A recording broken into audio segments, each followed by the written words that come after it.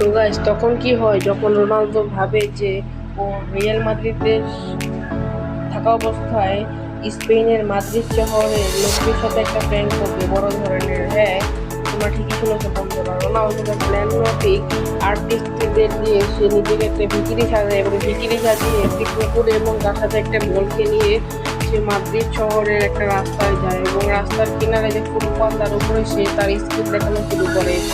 এভাবে করতে করতে সে অনেকটা সময় তার স্কিল দেখায়, তো সে কিছুটা সময় বিশ্রাম করে, কারণ মানুষ তাকে তাও চিনতে ছিল না। তো সে কি করবে ভাবে, কিন্তু মানুষ তাকে চিনছিল না। সে আরো মানুষকে ভালো ভালো স্কিল দেখায়, তার নিজের স্কিল দেখায়, তাও মানুষ তাকে চিনছিল না।